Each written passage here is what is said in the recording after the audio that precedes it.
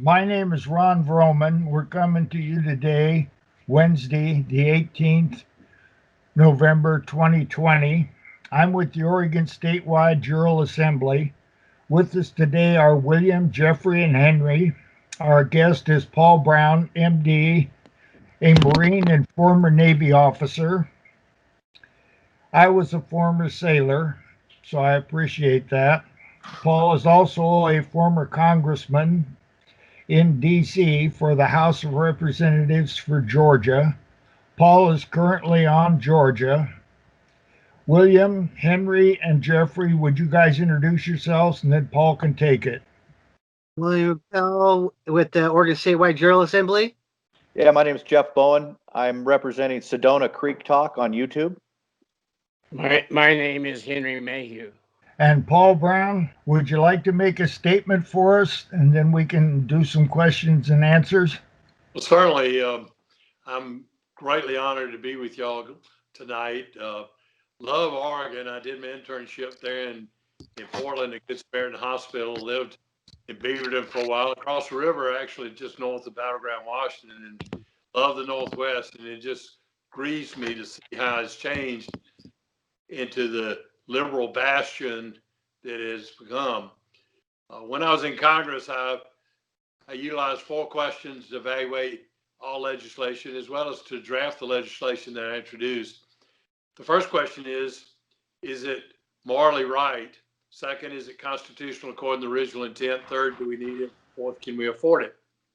If all 4 yes, I voted yes. If one was no, I voted no.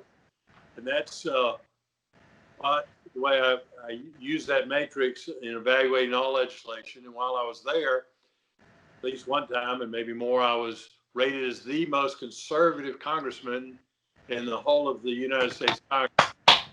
So I appreciate that, Ron. But we've got to return back to the principles that our founding fathers gave us in the Declaration of Independence and the U.S. Constitution. Neither party are operating constitutionally today. And I'm disgusted with my own Republican Party as well as the Marxist Party.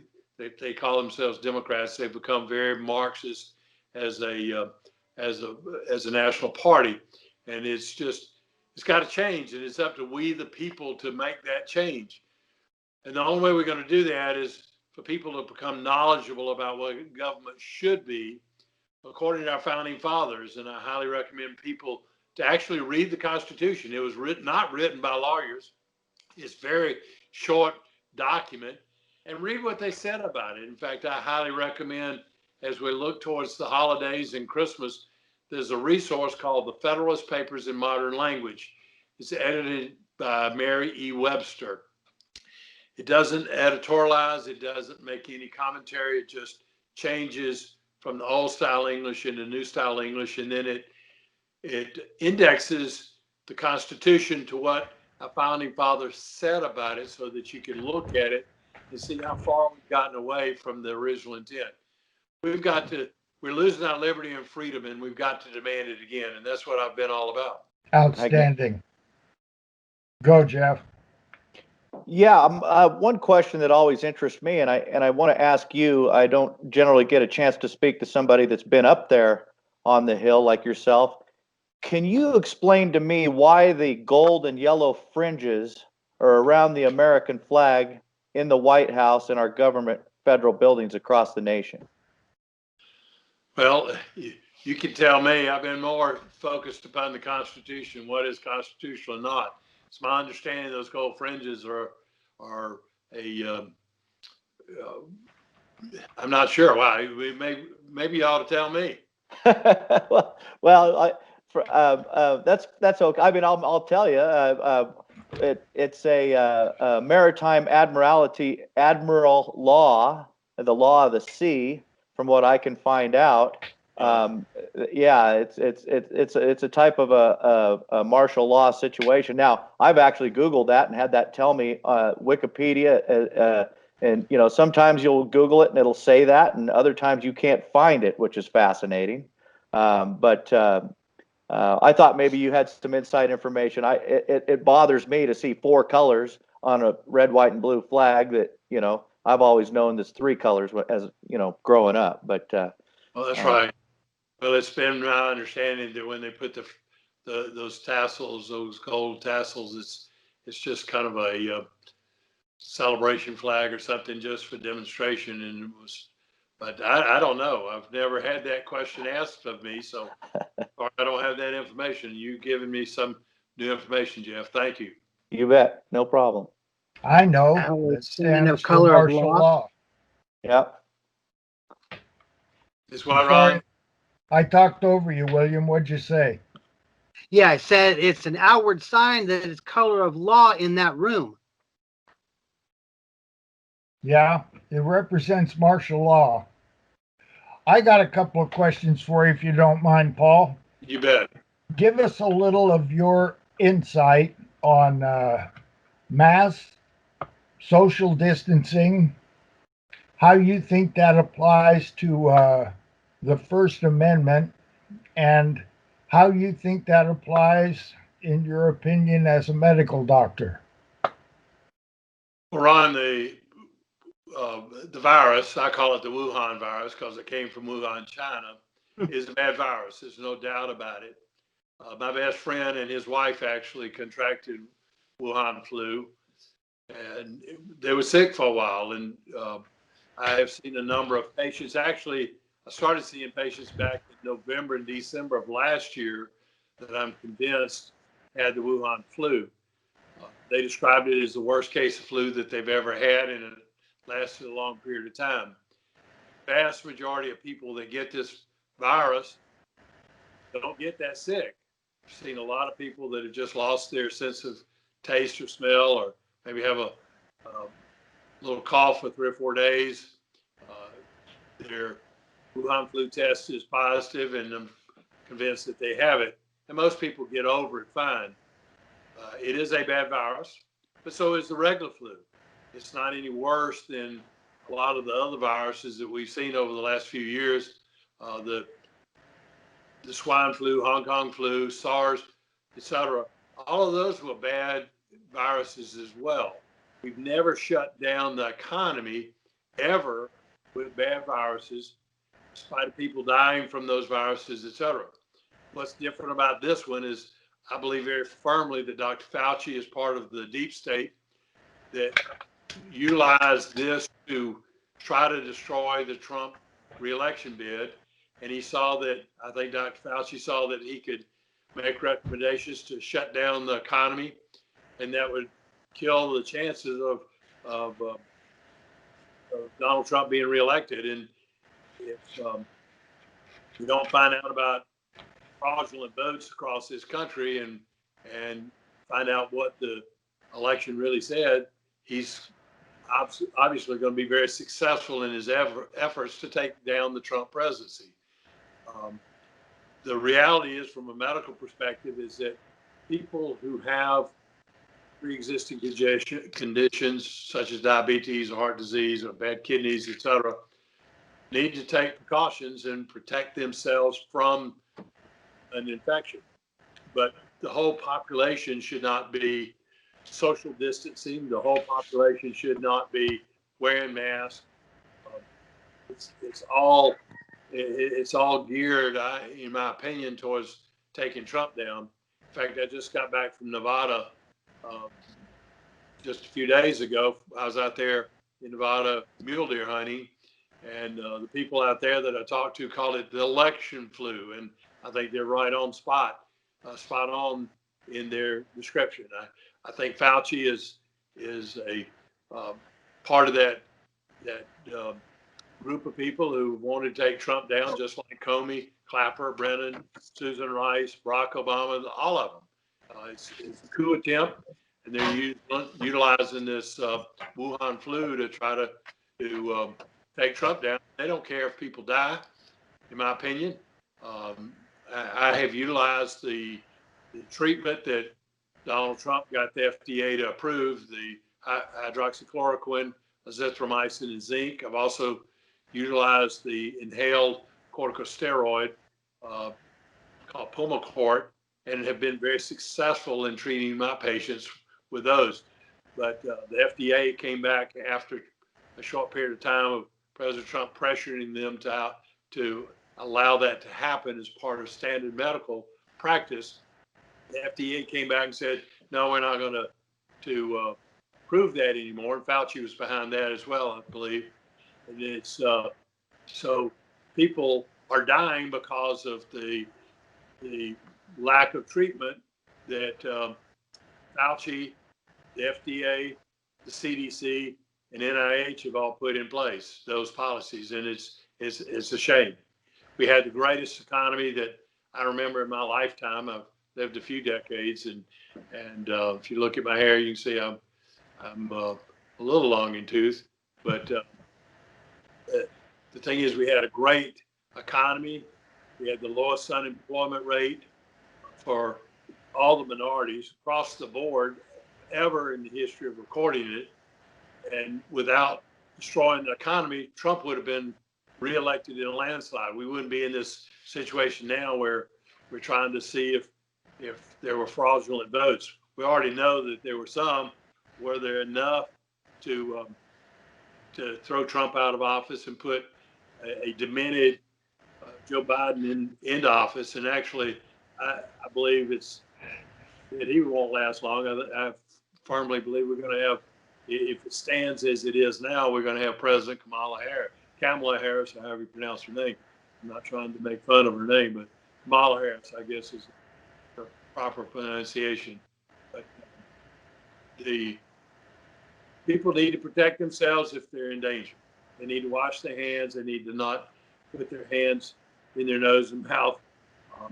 They need to make sure that people are not coughing and sneezing on them, and just the kind of common sense practices that we ought to be utilizing with all infections, with the cold viruses as well as flu viruses. And we should never have shut this economy down.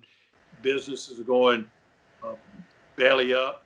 People have lost their jobs, et cetera, all because of a hatred of President Donald J. Trump.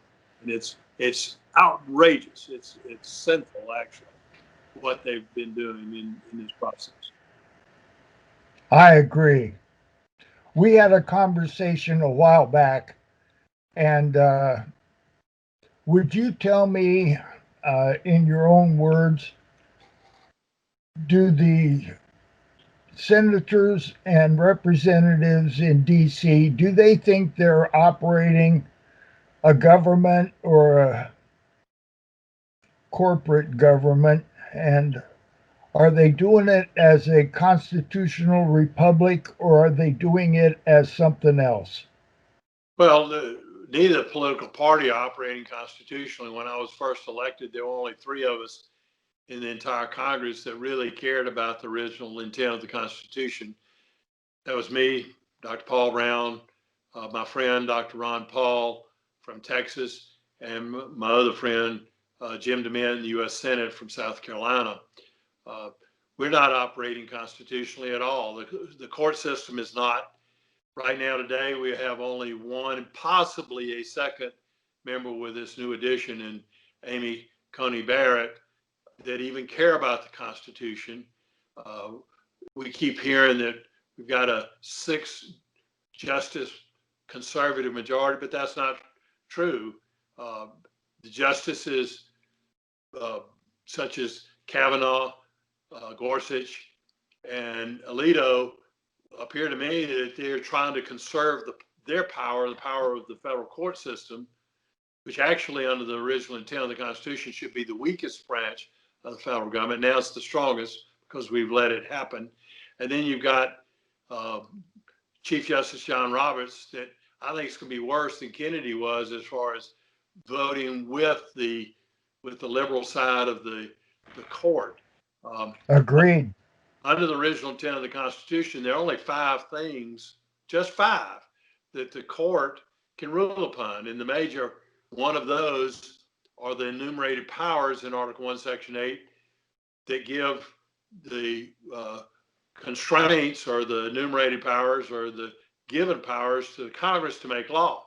Article 1, Section 1, Sentence 1 of the U.S. Constitution says all legislative authorities vested in the Congress of the United States. president should not make law through executive orders. And certainly judges and even all the way up to the U.S. Supreme Court have no constitutional authority to create law, nor to change bills that have been passed by Congress, like John Roberts did on Obamacare, which is totally unconstitutional to begin with. So Congress has 18 enumerated powers in Article 1, Section 8. That's all. Then the court has 5 things that they can rule on, most of which have to do with those 18 enumerated powers for Congress. And presidents can't make law through executive order like Barack Obama has done just over and over and over again. But Republican presidents such as George W. Bush have as well. All executive orders should be in administrative capacity only. They should be just how to carry out the laws that Congress passed in those 18 enumerated powers. And the American people just don't understand that. What I saw when I was in Congress is, well, let me back up and just say, anytime a bill is introduced in Congress, it's the rules of the House and the Senate that you have to put a separate piece of paper with a bill that gives constitutional authority for that bill. Well, most times there are 3 clauses of the Constitution that are utilized to expand the powers of the government. The first one is the General Welfare Clause, and our founding fathers meant for the General Welfare Clause to be the general welfare of our nation, not welfare for individuals and not welfare for Shell Oil Company and the major multinational corporations like we see today.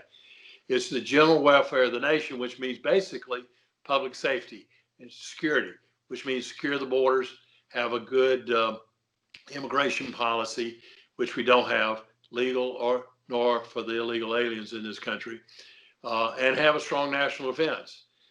That's the idea of the general welfare of the nation. The second clause that's been twisted and utilized to expand the size and scope of government is the Commerce Clause. Our founding fathers never, ever intended for the federal government to control commerce. In the vernacular of the time, to regulate meant to make it regular, to make it occur. And the Commerce Clause actually in the original intent was geared towards preventing the states from interfering with commerce amongst the states or with foreign commerce. They wanted a free flow of commerce. They didn't want the federal government to control it at all like it's going on today. At the time, New Jersey and New York were setting up tariffs for trade across those state lines, and our founding fathers didn't want that. But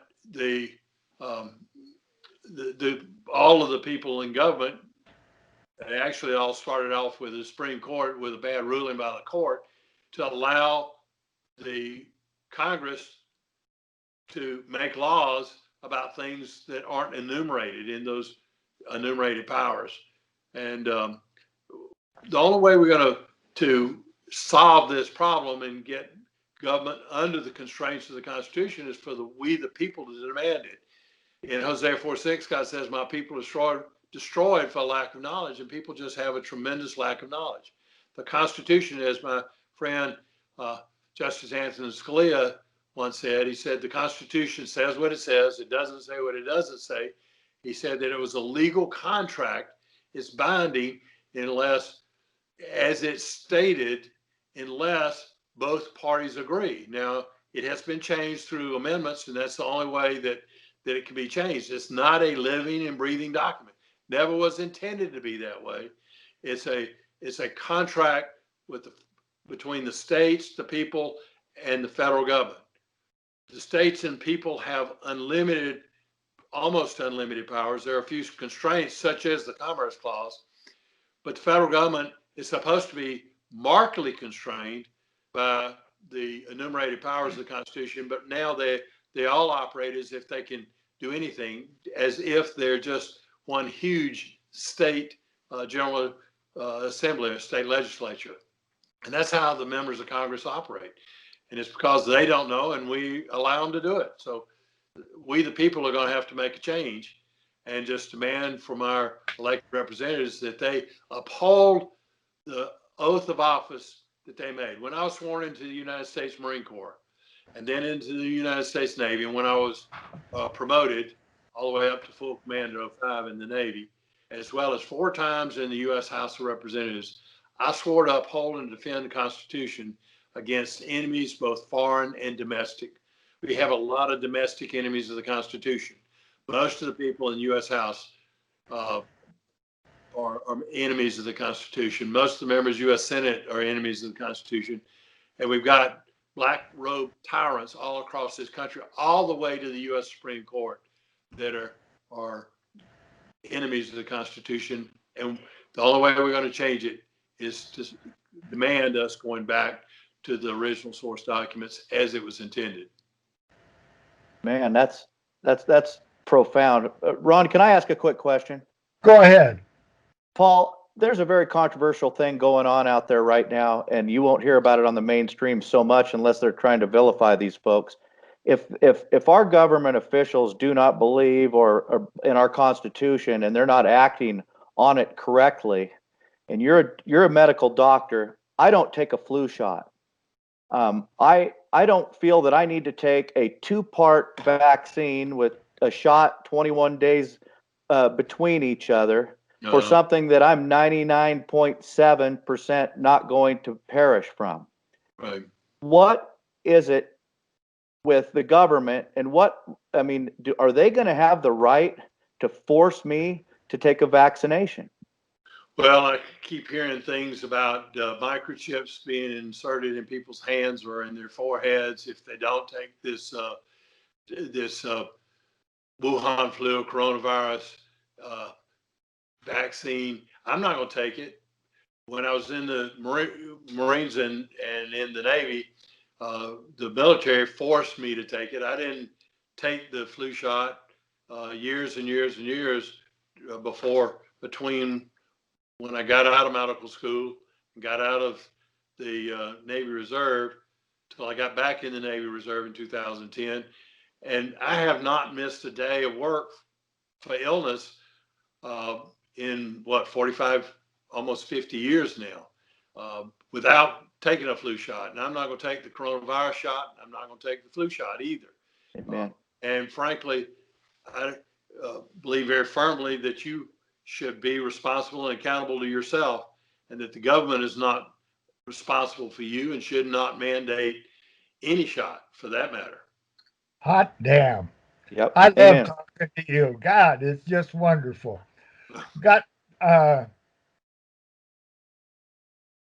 What we're trying to do on Oregon is follow the Constitution of the United States of America and Oregon. And in doing so, and we read and we studied, and we found that Executive Order 100 from Lincoln in his era instituted the Lieber Code, martial law, and that has never been repealed. It's still in force. Mm-hmm. But we heard that, but then we went and checked with the Army, the Heritage Society, and we called them up and asked them, is the Lieber Code still in, and are we still in martial law? And the lady that answered the question said, yes, the Lieber Code was updated in 2015, and yes, martial law is still in effect. So what we're dealing with is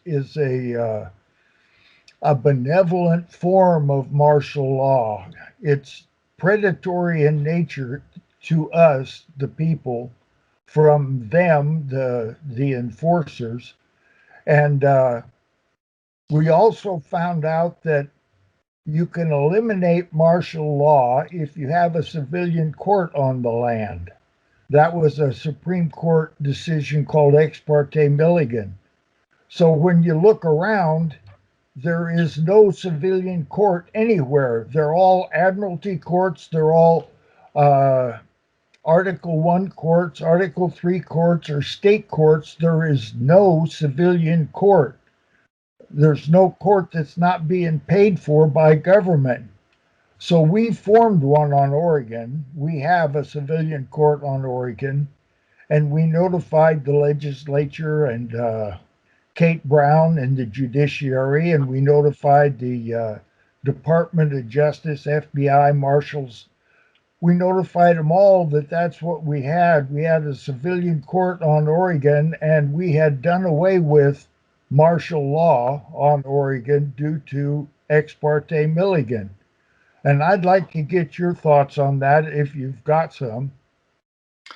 Well, Ron, there are a lot of changes that we need to make. We need to let grand juries start making presentments too, and those have been taken away uh, as well. What that means is that right now today, a grand jury is put together by a district attorney, and the district attorney charges and the judge charges the grand jury for whatever they do.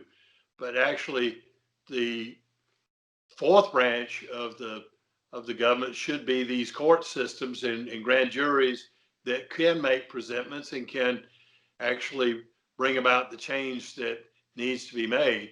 If I've been reelected when I've tried a couple of times to go back to Congress, I ran for the U.S. Senate here in 2014 and did not prevail in the Republican primary, and ran for Congress again in 16 as well as this year unsuccessfully because I couldn't raise the funds to get my message out. Frankly, is the problem that I had.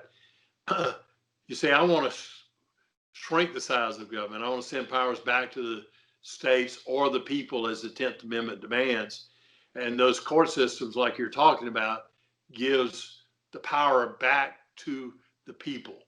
And so we need to do whatever it takes to reinstitute the kind of power that the people really have. And the greatest power that they have is at the ballot box, but they've got to stop voting for people on a personality basis or a party basis. They need to vote for people on a principle basis, and the principle needs to be upholding that oath of office that every single person in the military, and I think every public servant, even firemen and policemen, make that same pledge. And we've got to hold them accountable. If they don't, then we need to throw them out of office. And we need to throw most of the people in a public office, local, state, as well as federal, out of office today if they don't start doing what they're supposed to be doing. Thank you very much, Paul. I know you said you had to leave after 28 minutes and it's about up, but if we could sign off on this program, and if you want to continue to talk to us, I know we'd love to listen to you. Well, I can give you a few more minutes after this, because I'd like to kind of give you some idea of what's going on here in Georgia. The 2 U.S. Senate races here in Georgia are critical for the Republicans to keep the majority in the U.S. Senate. And if we lose both of those, we're going to be really in trouble with the Marxist in the House, in the Senate, as well as in the White House, going to be very much engaged in destroying our liberty and freedom. Oh, I agree wholeheartedly. So, when I'm studying up on Georgia, they're telling me that there is definite fraud going on Georgia, and also on Michigan, Wisconsin, and Pennsylvania, Arizona, and Nevada. I was born and raised mostly in Nevada, by the way, and I was interested when you said you went mule deer hunting. But if actual fraud is determined on a state in this election, and if fraud vitiates all, then once fraud is determined, it fails with its first deficiency, and therefore all of the 6 states that are colored gray on the map that have fraud proven, it is not fraud to the degree that it would overturn the election, whichever way it went, but fraud eliminates the necessity for doing anything else, and you have to do it over, in my opinion. What do you think? Well, that's my understanding that the law requires is that the election be redone. We're seeing a lot of things. I've talked to people myself that have gotten multiple write-in ballots, not requests, ballots in the mail. Some they didn't even request it. We know that suddenly some of these counties are finding ballots that they didn't count to begin with. We don't know what the result of those counts are going to be until tomorrow, probably. We know that there was one precinct in one of the Atlanta metro counties that had 100% turnout minus 104 voters. That's statistically impossible. So we know that a lot of things went on here in the state of Georgia that means that the vote here in Georgia was not a free and fair vote. I believe very firmly that every American citizen, not the illegal aliens, and frankly, I don't think that even citizens of other countries should be voting in our elections. But every American citizen who is qualified to vote should have the ability to go and vote if they want to, and their vote should count. But we need to ferret out any illegal voting. We need to ferret out any fraudulent voting, and those votes need to be thrown out. And I think if we really get down to it, David Perdue, who just barely did not reach the 50% plus one vote in the November the 3rd election, he may be elected with it once you remove all the fraudulent vote and shouldn't even be involved in the runoff on January the 5th. Agreed.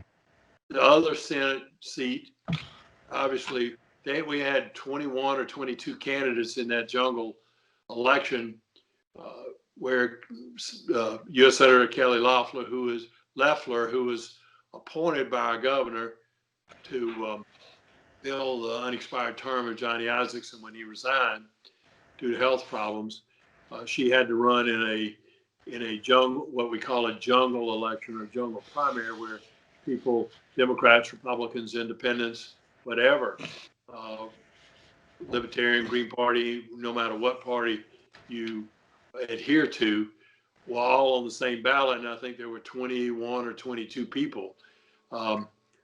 The radical leftist pastor from Atlanta, Raphael Warnock, got the majority of the votes, but we had two very viable Republican candidates, the Senator Loeffler and then Congressman Doug Collins. Now, if you add their votes together, it wouldn't be but 46%. So they wouldn't have the 50% plus one that Georgia law requires for someone to win an election. So obviously it would have been a runoff anyway,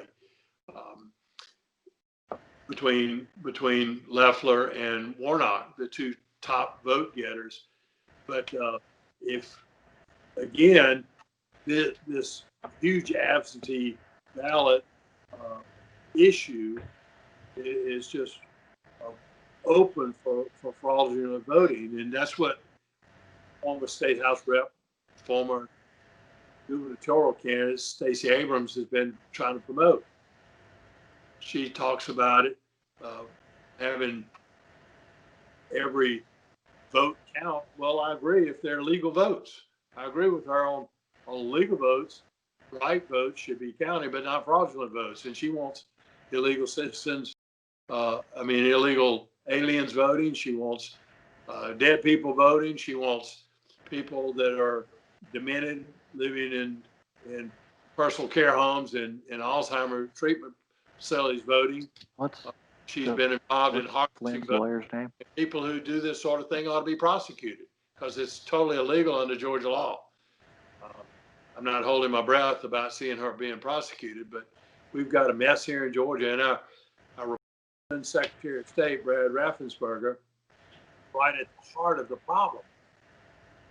In fact, he made a deal with Stacey Abrams, with the Democrat Party of Georgia and the National Democrat Party about how to count the votes and how to look at at the authenticity of the votes. He didn't make any kind of agreement with the Republicans, just with the Democrats. And he's stating right now that the vote here in Georgia, as it came out, is totally correct. I think he's totally wrong. We, like I said, we have that one precinct with 100% of turnout. So, and we've seen other places around the country where you've had over 100% turnout. More people voted than we even registered to vote. So, and these people aren't being held accountable.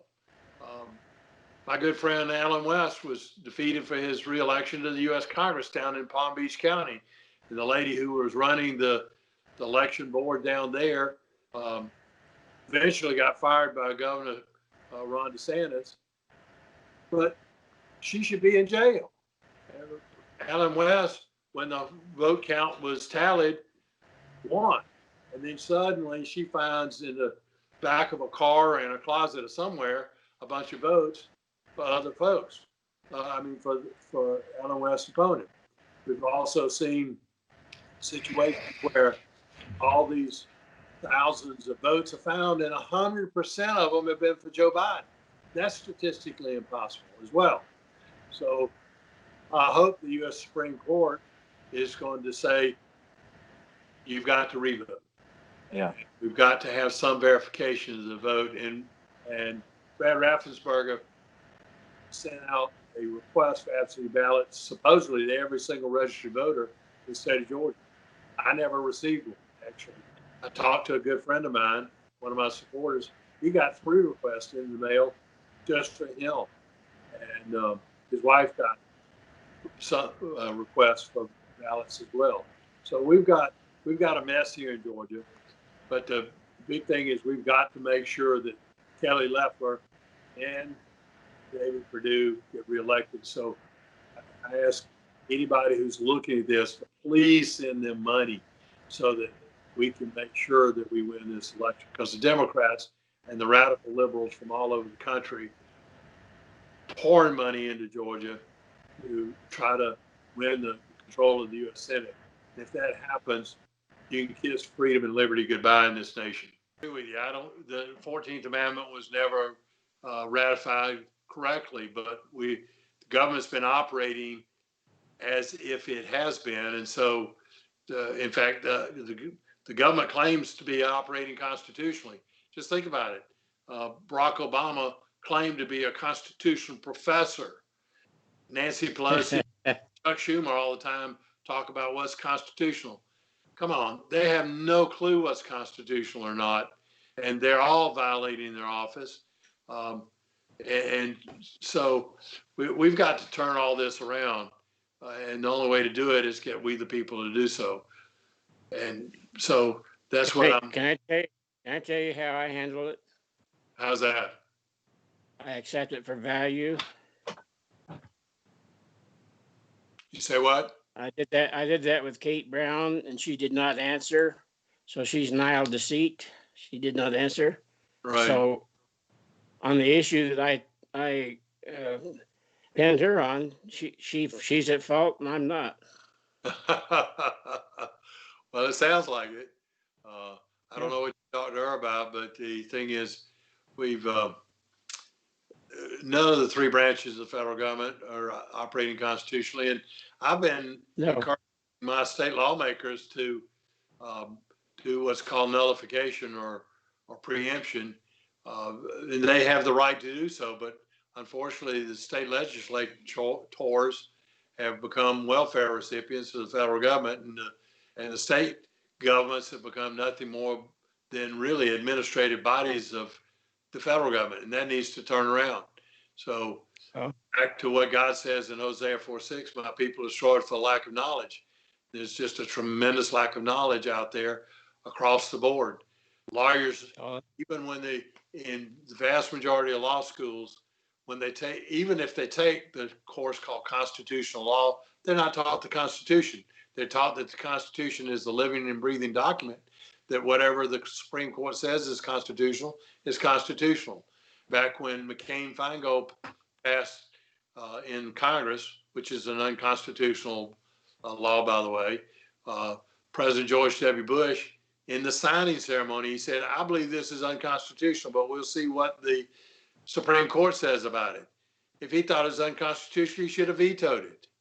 And it is unconstitutional. And then the Supreme Court upholds it, just like they upheld Obamacare. And there's absolutely no constitutional authority for the federal government to be involved in healthcare at all.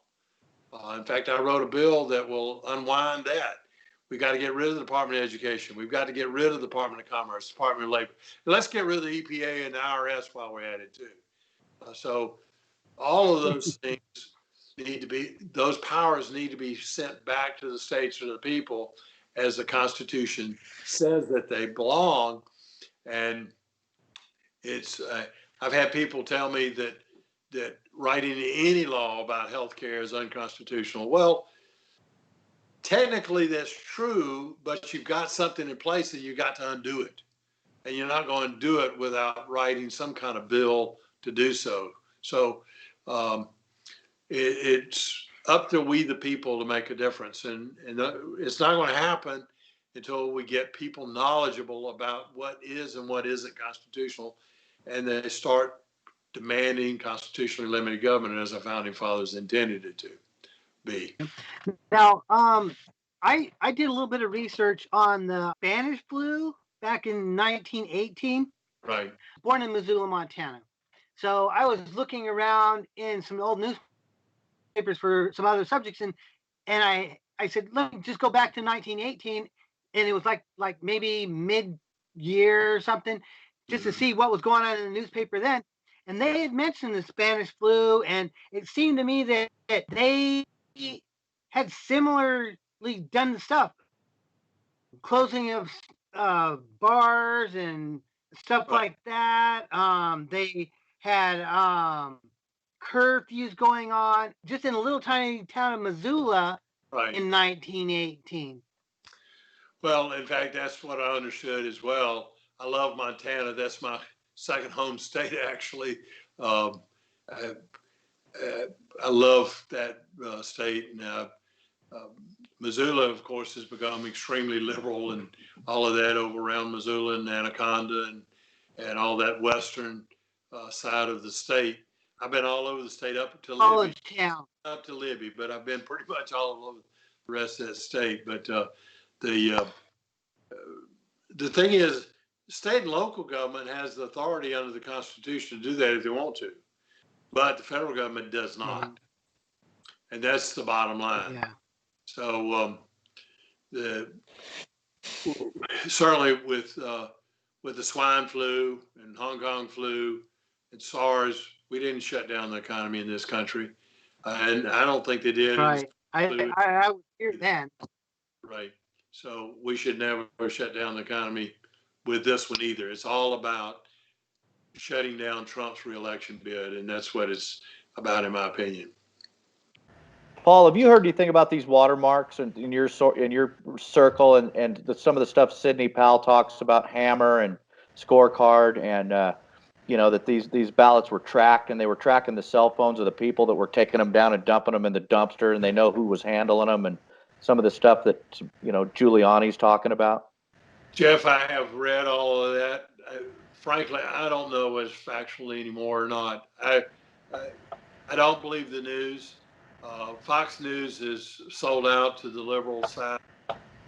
One America News and Newsmax are the only close to being correct news sources. You can't believe anything that you see on the internet through Twitter or Facebook, any of those sources. So the thing is, I don't really know, but it certainly is plausible, the things that I'm hearing, and we'll see what happens.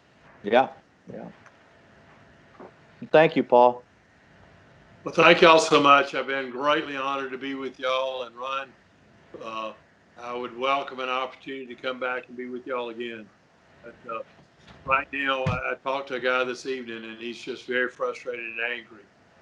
And he said, "What can we do?" Well, we still have a sovereign Lord, a creator, who really has control of everything, and we need to pray that God would intervene and overturn this apparent Biden. I was looking for a word, but this apparent Biden-Harris victory is going to lead to President Kamala Harris. She's awful, and he is too. I can tell you as a physician, he's demented. I think they're going to take him out of office if he goes into the presidency. I think they'll take him out within a year. I think we'll have Biden as president in 2022 in all. President Kamala Harris. We're in a bad fix, and frankly, I don't trust Chief Justice Roberts. I don't trust Kavanaugh, Alito, or Gorsuch either. Clarence Thomas is the only one I really believe that I can trust right now, and I'm hoping that Amy Coney Barrett is going to be a true constitutionalist, but that remains to be seen. So we need to pray for America. We need to become knowledgeable about what government should be under the Constitution. American citizens need to start demanding that kind of governance from our elected representatives, both Democrat as well as Republican. And if they don't do it, we need to throw them out of office, somebody else in place, keep their feet to the fire.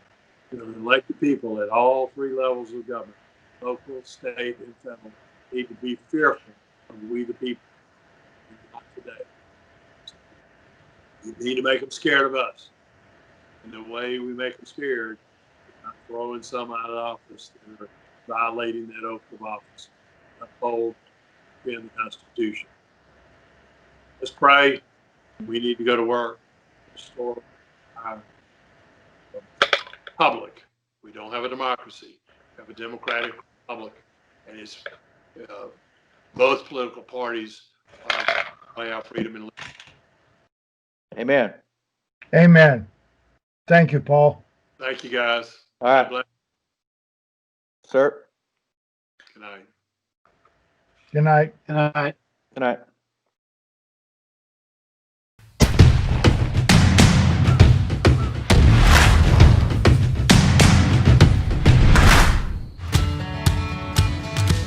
In uncertain times like these, the right to defend yourself, your property, and your family could not be more important. Whether it's looting hordes from Atlanta or a tyrannical government from Washington, there are few better liberty machines than an AR-15. You see, Marxists know that Americans will never submit to socialism and place government on the throne of our hearts without a big fight. Well, I'm just not feeling like giving up my guns to the government. But I've decided to give away an AR-15 to one lucky person who signs up for email updates from paulbrown.com. Now remember, you must be at least 17 years old to enter. God bless America.